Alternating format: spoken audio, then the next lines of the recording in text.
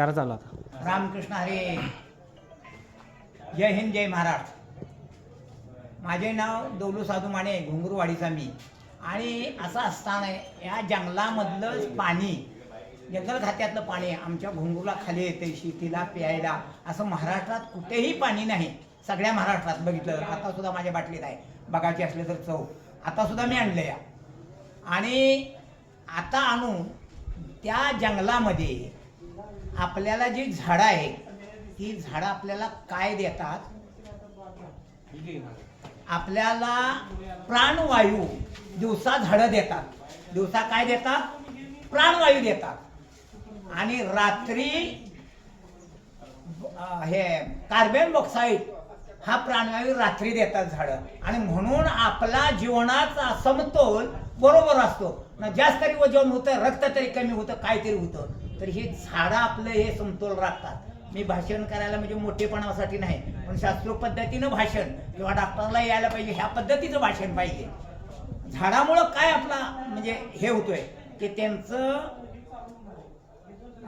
जे हे जीवनाला जे मिळतंय ते समतोल जीवन सगळ्यांचं राहतं.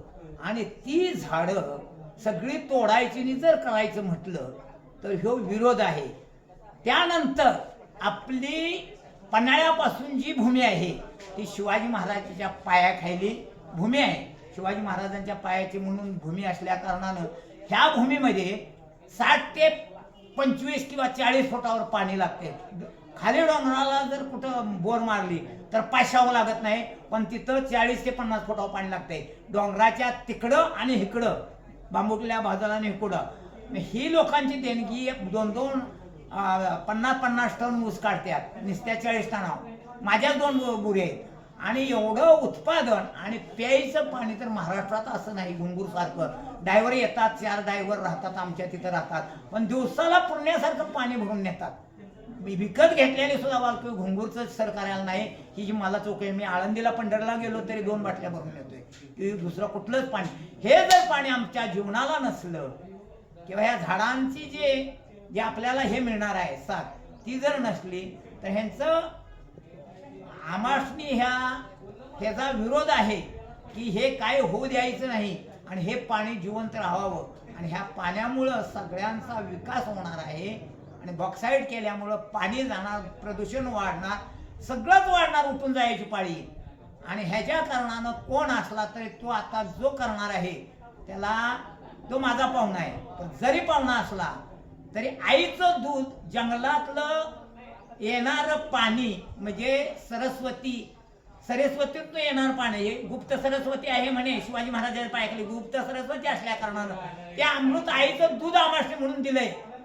500 फूट पाणी मारलं तर नाही, पण वर डोंगरात खडकावर पाणी आहे आणि त्या आमाशने आईचं दूध म्हणून प्यायला दिलं शिवाजी महाराजांना त्या डोंगरानं. आणि ते दूध आम्ही पित राहावं का ते दूध सोडून आईचा कोथळा फोडून त्यातला रक्त आणि आतडी खावावी, याच्याकरता काय करावं हे माणसाला समजलंय. ज्ञान हे माणसालाच आहे. 4 पायाच्या कुत्र्याला, डोंगराला कुणालाच नाही. त्या पाण्याचा उपयोग माहित तर एक पायाची मुंगी असले, 2 पायाचं असलं, 4 पायाचं असलं, गाढव घोडं, आणि सगळ्यांना पण माझीच 5 ते 6 डोर आहेत, 6-6 महिन्यावर असतात. पाणी पिऊन तिथंच बसतात. असं पाणी कुठेही नाही. मी आता एक वासरू दुसऱ्या गावाला दिलं तर त्या गावातलं ती पाणी वासरू पिणार, इथं 1 वर्ष प्याल्यामुळं. इतकं आमचं जीवन त्यावर जीवनच जगलेलं आहे. म्हणून या बॉक्साईटला होत देऊ नये ही सरकारकडं माझी कळकळीची विनंती आहे. जय महाराष्ट्र.